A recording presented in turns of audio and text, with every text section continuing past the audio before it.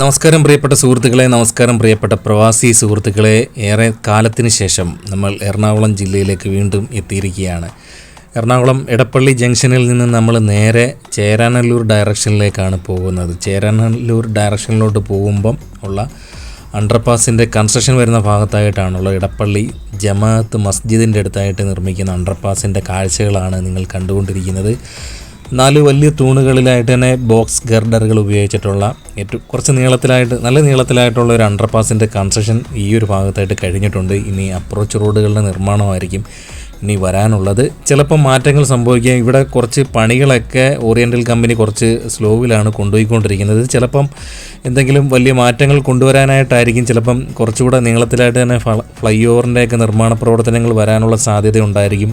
ആ ഒരു കാരണം കൊണ്ടായിരിക്കും ചിലപ്പം വർക്കിൽ ഡിലേ വരുന്നത്. ഇവിടെ ഇപ്പം നമ്മൾ തിരിഞ്ഞിപ്പം നേരെ എടപ്പള്ളി ഡയറക്ഷനിലോട്ടാണ് പോകുന്നത്. എടപ്പള്ളി ഭാഗത്തോട്ട് ലുലു മാളും മെട്രോ സ്റ്റേഷനൊക്കെ വരുന്ന ഭാഗത്തായിട്ടാണ് പോകുന്നത്. ഇപ്പോൾ ഈ ഒരു അണ്ടർപാസിൻ്റെ അടുത്ത് നിന്ന് എടപ്പള്ളി മെട്രോ ലൈൻ കടന്നു പോകുന്ന ആ ഒരു ഭാഗത്തോട്ട് ഏകദേശം 600 മീറ്ററോളം നീളമുണ്ട്. അത് കഴിഞ്ഞിട്ട് പിന്നെ മെട്രോ സ്റ്റേഷൻ കഴിഞ്ഞിട്ട് പിന്നെ നമ്മൾ ആലപ്പുഴ ഡയറക്ഷനിലോട്ട് പോകുന്ന ഭാഗത്തായിട്ട് ഒരു അണ്ടർപാസിൻ്റെ കൺസ്ട്രക്ഷനോടുണ്ട്. ആ ഒരു അണ്ടർപാസ് ഏകദേശം ഒരു 700 മീറ്ററോളം കഴിഞ്ഞിട്ടാണ്, കുറച്ച് അത്യാവശ്യം നല്ല ദൂരം ഇട്ടിട്ടാണ് നിർമ്മിച്ചിരിക്കുന്നത്. കാരണം അപ്രോച്ച് റോഡുകളുടെ നിർമ്മാണ പ്രവർത്തനങ്ങളുണ്ടായിരിക്കും. അപ്പം കയറ്റം കയറുന്ന ആ ഒരു നീളം അനുസരിച്ച് കുറച്ച് നീളത്തിലായിട്ട് കുറച്ച് ദൂരത്തിലായിട്ടാണ് 2 ഭാഗത്തോട്ടും വെച്ചിരിക്കുന്നത്. ചിലപ്പം അപ്രോച്ച് റോഡ് ഈ 2 എൻഡിലെയും ചില ഭാഗത്തായിട്ട് ചിലപ്പോൾ ഫ്ലൈ ഓവറിൻ്റെ ഒക്കെ കുറച്ച് നീളത്തിലായിട്ട് വരാനുള്ള സാധ്യതയൊക്കെ കാണുന്നുണ്ട്.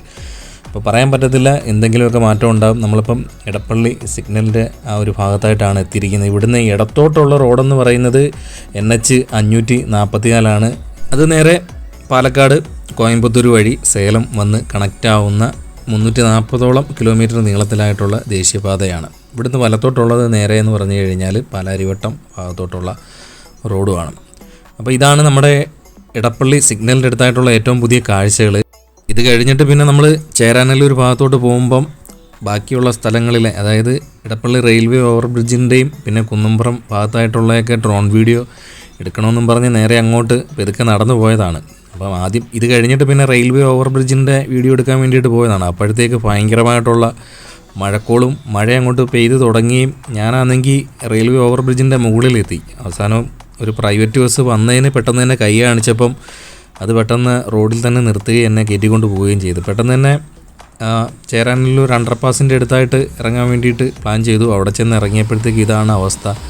ഭയങ്കരമായിട്ടുള്ള മഴ അപ്പോഴത്തേക്ക് പെയ്ത് വീണ് കഴിഞ്ഞു. ഇതാണ് നമ്മുടെ ചേരാനല്ലൂർ അണ്ടർപാസിൻ്റെ അടുത്തായിട്ടുള്ള ഏറ്റവും പുതിയ കാഴ്ചകൾ.